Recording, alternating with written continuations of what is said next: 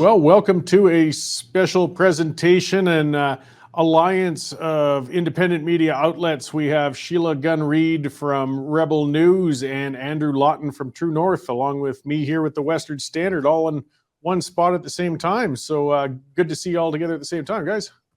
Yeah, the Competition Bureau will be busting this up any minute now. Yeah, thanks for having us on the show.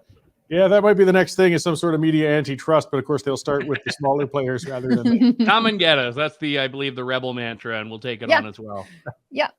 Well, that's it, and it looks like they're trying to come and get us all. But I guess I'll just kind of start the discussion. You know, we've got a world where the government is obsessed with controlling information and media. I think we all kind of agree with that. We've got a number of attacks on a number of fronts: C-18, C-11, but the most recent, I mean, where they are the arbiters of who apparently is approved media or is real media and who isn't. And maybe I'll get Sheila to explain that. They've rejected Rebel. They don't consider you guys news. Not that you ever really asked their permission. Yeah, that's the thing. We don't generally ask their permission to do, anything.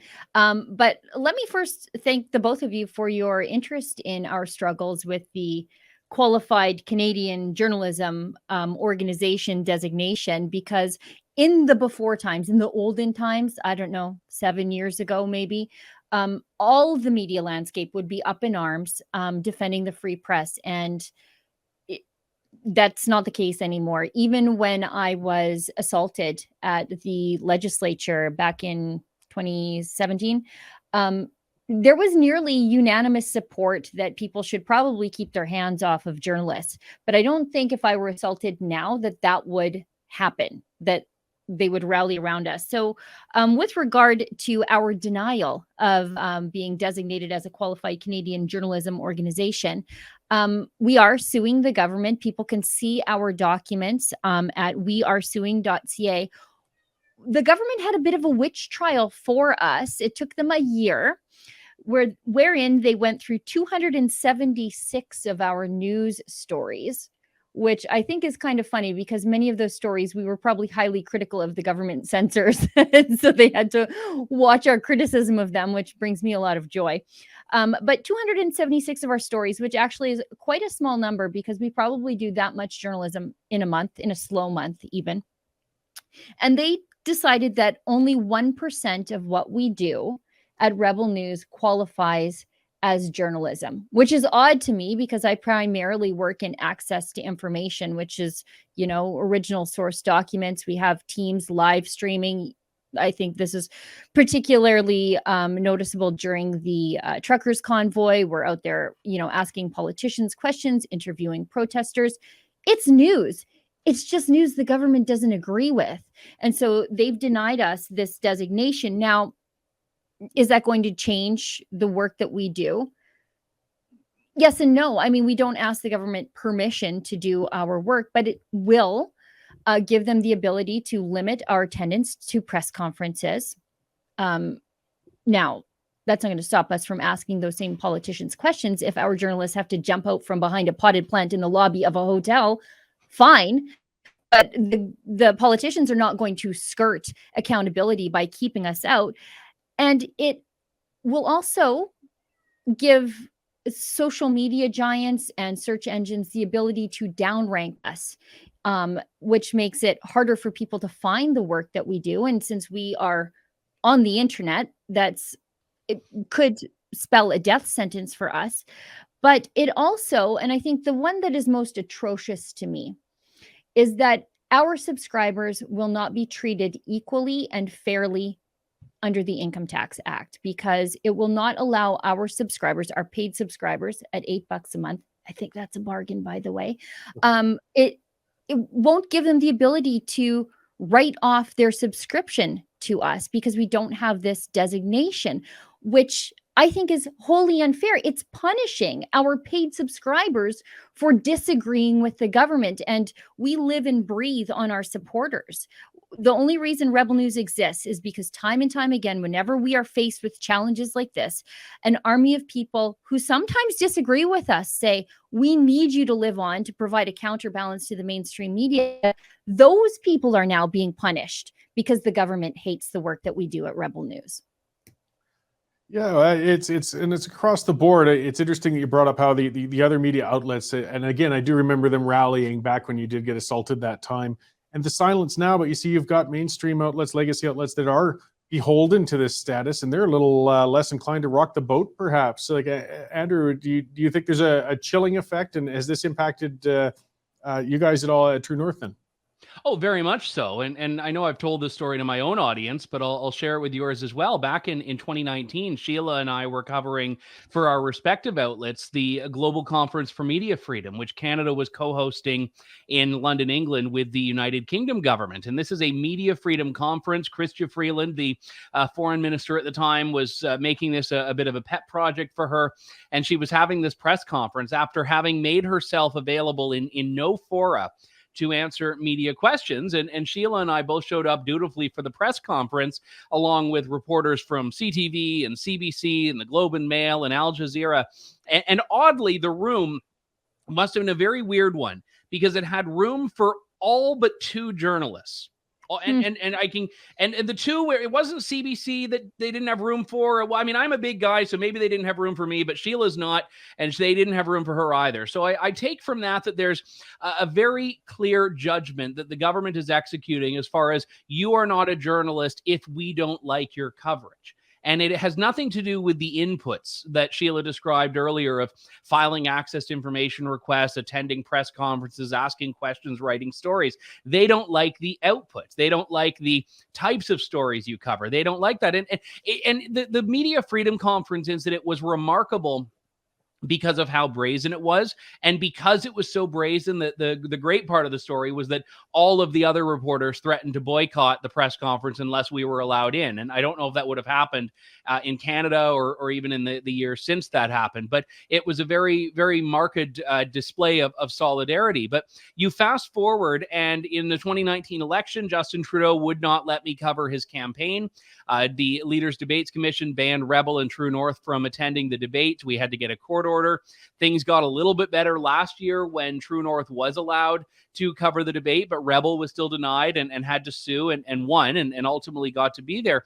So all of these things are showing that the government is not prepared to recognize what journalism is unless they happen to like the specific products of it. And I think that's the challenge here, is that there is no license to be a journalist in Canada. In the UK, they have not a license, but they have this National Journalist Association card that is effectively serving as a license, where if you can't produce one of those, you won't be allowed into a lot of events.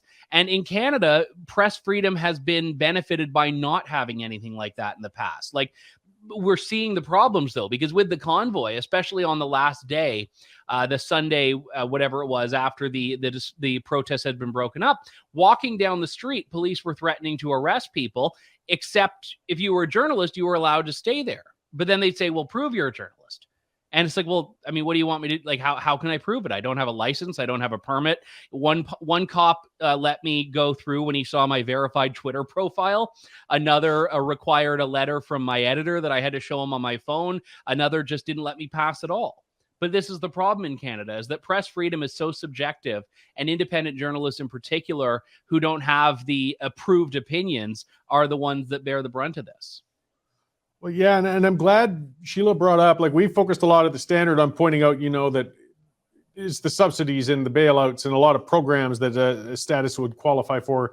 And, we like to rub their noses in it and take pride in saying we're not taking them even if we qualify. But there's much, much more to it that people don't typically see. I mean, this is their ways that they can throttle your access to events, to government functions, to areas where news is breaking, as Andrew said, such as the protests. And that really undercuts a media organization or write-offs for subscribers. People don't see that. And most of all, as you mentioned, we're all beholden to these social media giants. It's just the reality of the new media. I mean, we never would have been able to have the capital to make freestanding broadcast units like the past and things like that. So this new social media is great that way. But if you get delisted or run afoul of Facebook or YouTube or Twitter, that can impact us very heavily. And if they start making their ratings based on Canada's qualified journalists, they can really make you live or die. Yeah, and I would add that, I've had issues in the past where I've been looking for my own stories, things that I know I've written, and I'll Google the story, and I remember the headline, I remember the keywords, I'll even Google with tnc.news, which is True North's domain name, and the story doesn't come up. Or it comes up, but it's buried beneath a bunch of unrelated things. And then I say, okay, well, am I the problem? Is the algorithm the problem? Is the outlet the problem? But we know there's manipulation taking place, and we know that the big tech companies are, in fact, operating in a way that is not transparent, and oftentimes at the expense of conservative-leaning outlets. Yeah, I've got a really great example of this. People can do this for themselves. Go onto YouTube, open up the YouTube search, and type Rebel News, and you won't get a hit on a story that has millions of views that we've done. You'll get criticism of us first that has tens of thousands of views. That's how they tweak these algorithms to downlist us. And what this QCJO designation does is it basically codifies the requirement to downlist us and to hide us from people who want to see us. And you couple this sort of downlisting that's going to be codified in the designation, along with Bill C-18, which is the Online News Act, which is really the Online Shakedown Act, that will require payments from these social media giants to creators for linking to the content. People just aren't going to link to you. That's what's going to happen. I mean, it's just censorship by another way. And it's really troublesome. I'm going to ask, I'll start with Andrew. It brought something to mind just as we were talking, but it chafes on me as a libertarian. I kind of like the Wild West of how it is out there, but could this be solved by some sort of balanced actual licensing scheme? I mean, something where maybe the applications, I don't like more licenses or regulations for anything, so this is hard for me to say, but where it was just based on having a registered company and having a formal location and just a couple of things, content aside, but just a basis to say that you are media. Because I mean, I do understand the police are clearing a scene. They do need to know, are you just another protester or even instigator who's pretending to be media, or are you real? There could be some value in this. We just don't want the government to be the ones determining it. Yeah, and I understand it, but I would caution people going down that road, partially on my libertarian grounds as well, but also because we just don't see this space being as crowded as people like to think. And to go back to the example I gave earlier of the Liberals barring me in the 2019 campaign, I was actually flying around where the Liberals were going, trying to cover Justin Trudeau's press conferences. And one of the excuses that was given to me by Justin Trudeau's press secretary was, well, we can't just allow anyone who says they're media to come in because then everyone's going to come. And I said, look around. I'm the only one you're turning down. You don't have, Bobby Joe, the blogger, flying to Vancouver to cover this campaign. You don't have random people that are showing up in droves. The people that are here are people that are journalists. The only difference is you're deciding based on not liking my coverage that I don't fit that bill, when at other events they were letting in student journalists, for example. So I think generally speaking, people tend to overstate how much there is at the floodgates waiting if you were to open the floodgates. I don't think it is huge, because doing good journalism, as Sheila knows, is costly. I mean, theoretically, you can do it sitting from your computer, but to do the bootstraps journalism on the ground, to take the time to do the investigative journalism, it comes with a cost. And a lot of companies and a lot of individuals aren't doing that. So I think that any effort to define or regulate in any way is really a solution in search of a problem. And I think that when you talk about the implications of it, government censorship and regulation are bad. Big tech problems are very much a force. It's government empowering big tech that creates a new category of problem that removes the government accountability, but has still the force of law. And we see this with censorship. I mean, the only thing worse than Facebook or Twitter censoring is doing it because they've been deputized by the government. And I think that's the inevitable byproduct of any sort of licensing regime, is it basically makes all these tech companies, web hosts, domain registrars, state enforcers. I just want to add to Andrew's comment, because, I really think the answer to this, like both of you are pointing out, it's not more government, it's not more regulation. It's exactly what we're doing here today. It's the independent press gallery as a counterbalance to the parliamentary press gallery. And Andrew's right when he points out that journalism really is a sunset industry. Corey, you'll know this. If you are not a journalist in Alberta that is working for either Rebel News or Western Standard or True North, then you work for Post Media. It's really a media monopoly here.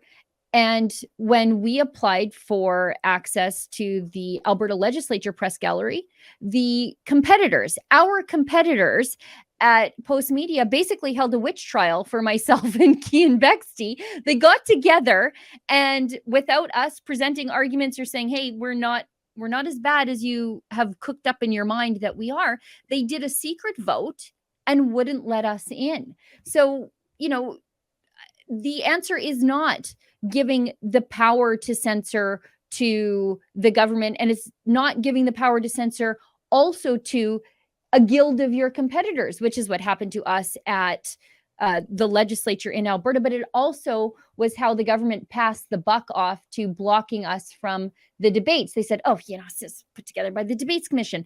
You can't get access to the parliament because the PPG is in charge of that. Well, the PPG is a bunch of bailout journalists reliant on the government for their survival. So they're going to do whatever the government wants them to do.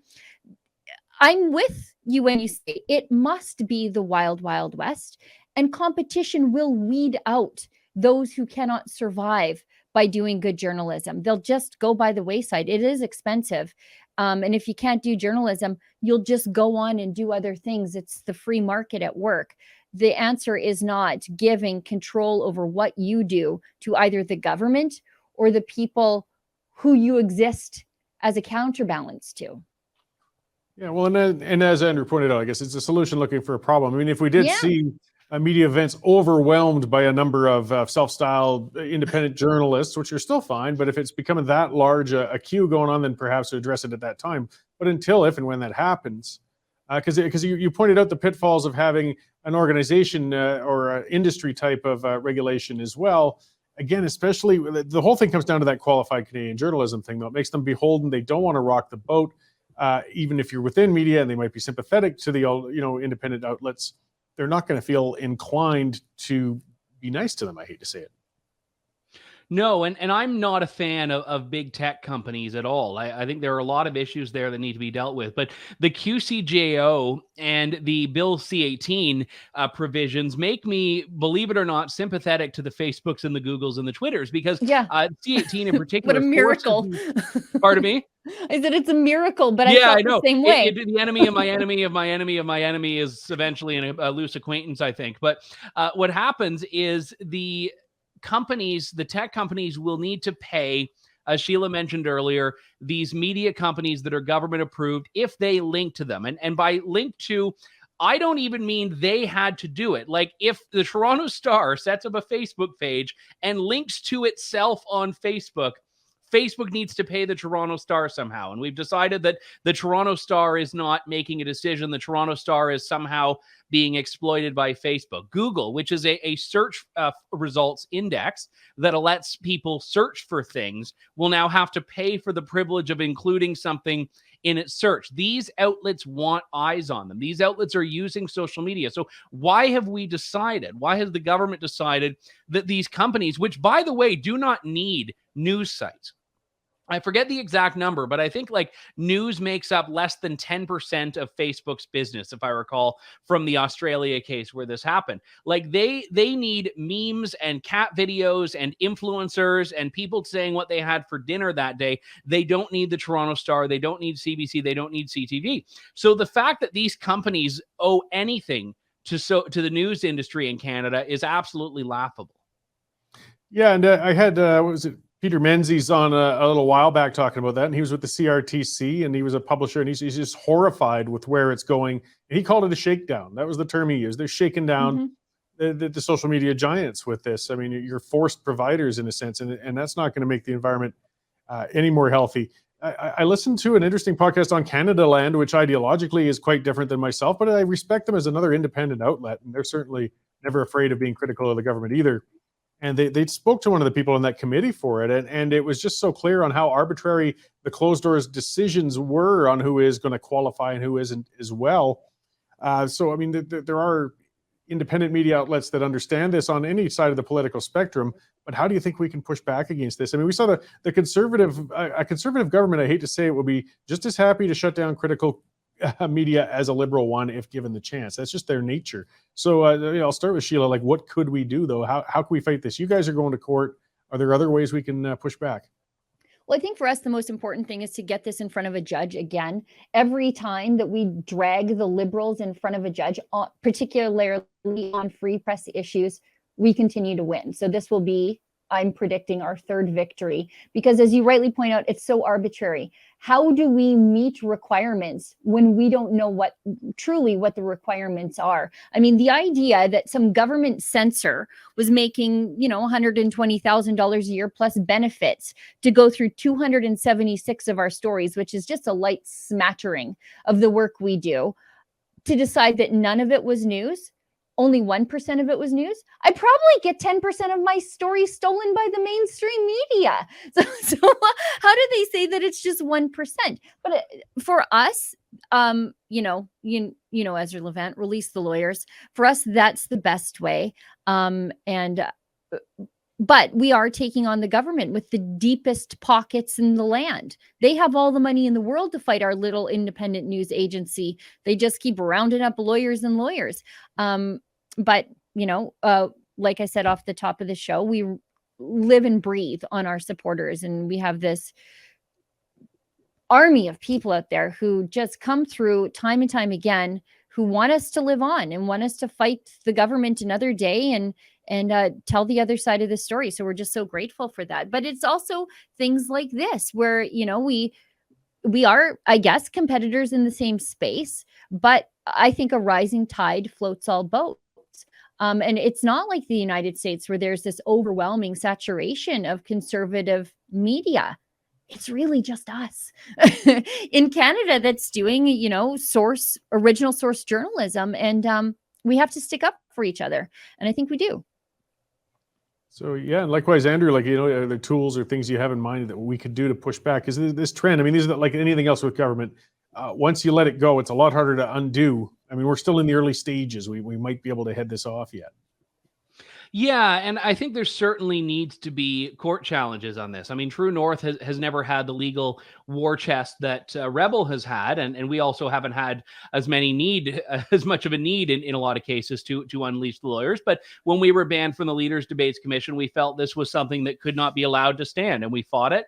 And we ended up being accredited in 2021. And while Rebel wasn't, I think perhaps at the next election, maybe they'll have learned their lesson. But I think that there are two aspects of this. One is that individual people who are hearing this need to support independent media with not just your clicks and your shares and your views, which are important, but also with your money. I mean, one thing that even these social media companies with their algorithms are very responsive to is advertising. And we've had sometimes things that we've promoted and put advertising behind. We are on the ground, and I get so many people coming out who have, even at the convoy, that it's, they'd say, oh, where are you from? And I'd say True North, and they'd say, oh, I love True North. Or they'd say, oh, what's that? I haven't heard of it. And then they'd subscribe. So being on the ground and covering things is one of the greatest ways of being an ambassador for independent media in general, because people see that we're actually doing work. And the CBC reporters that are cowering in their offices on Spark Street writing about the convoy through their windows versus people like me and my colleagues that are out there from different outlets interviewing people and showcasing that. So, but we can only do that with people that support us. And when I say that, I don't mean give us $10,000 if you want to, please, but give us $5, give us $2, buy us a cup of coffee. I mean, that's the sort of thing we're doing. So I think that ultimately the audience will be the deciding factor, and the audience is the one trump card that we have, because our audience is growing, the mainstream media audience is not. And that's going to be the great equalizer, but we're going to be up against more and more resistance through policies like the ones we've been talking about. Well, and sorry to drag this on a little bit, but we must remember that our audiences are experiencing much the same censorship that we as conservative news outlets are too. They are also being deplatformed, kicked off social media. having their posts hidden from others, being told that they are harmful or harassing. So they really do understand what we're going through. And for us at Rebel News, it's so often because we advocate for those normal people out there. But another way that people can fight back is, I don't know if you guys have heard, but there's this conservative leadership campaign happening right now. I think it's important to put the leadership candidates to the test. It's not enough to do the popular, easy conservative thing of saying, oh, I'm going to defund the CBC. Okay, great. Thank you. That's 1.5 billion bucks a year. Thank you. Appreciate that. We shouldn't have to pay for people who, I almost knocked over my microphone, people who hate conservatives. We shouldn't have to pay for that. They're free to say it. I don't want to have to pay for it. That's great. But what are you going to do about Bill C-11? The digital charter? What are you going to do about C-18? What are you going to do about the media bailout, the CBC-ification of the rest of the media? What are you going to do about that? What are you going to do about the Online Streaming Act, where they have left the door wide open for regulation of video games because the government said they play on the same screen? That is literally the logic they used. I saw it in a document. Press the conservative leadership hopefuls on that, because they're not going to get pressed by it or on it by the mainstream media, who are advocating for these laws, but advocating for them to be done quicker and harsher. I think that's another thing that normal people can do, is start hammering your candidates on this stuff. If I could jump on that as well, one thing I would say, even structurally, conservative politicians need to do a better job at working with independent media, and not just during leadership races. I will say in 2020, Aaron O'Toole had in his leadership platform that he would ensure independent press gallery members had equal standing on Parliament Hill to parliamentary press gallery members, and this was something that came out not long after the IPG was formed. It was great. He never won, so we never got to see if he would have fulfilled that promise. But I can say, once Aaron O'Toole was leader, it became pretty much impossible to do an interview with him. I did one with him in December of 2020, and then never again from then until the time he was ousted as leader was I able to have a one-on-one interview with Aaron O'Toole. Premier Jason Kenney has always come on my show when I've asked. I've appreciated that, even if my audience isn't a fan of him at various points. During leadership races, all the candidates, Leslyn Lewis, Pierre Poilievre, Jean Charest, they've all been doing independent media. But whenever you see stories of conservative insiders leaking something, it's always to the Toronto Star, it's to the Globe and Mail, it's to CTV. So they still view the mainstream media as being their conduit to an audience. And if it's a big enough story, as Sheila knows, the mainstream media will steal our coverage anyway. So let us break it first.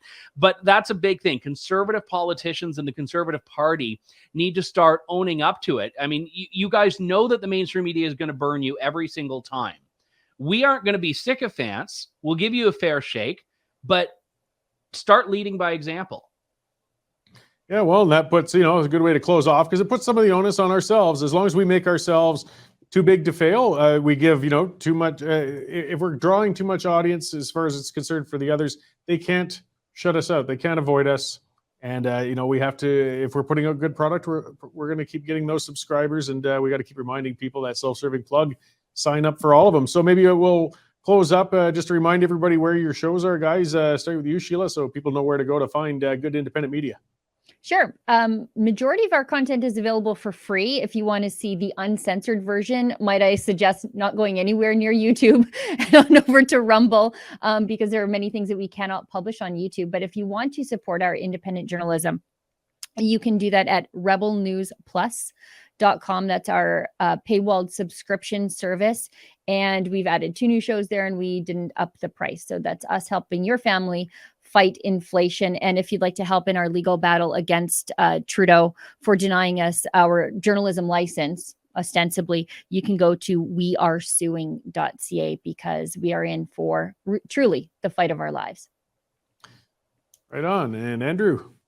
So True North coverage is all at tnc.news. You can subscribe on Facebook and Twitter and Rumble and all of these other platforms. And then I also do my newsletter, which is over at andrewlawton.substack.com. Right on. And we are, of course, at the westernstandardonline.com, and we're on all those social media majors as well. So I appreciate you guys, responding and us getting together. I'm sure our viewers appreciate seeing the independent media outlets, again, showing some, that term as Sheila used earlier that I still mixed on is solidarity. And camaraderie. Let's call it camaraderie. That's how we can make sure we just keep that unfettered information getting out there. Thanks. Thank you.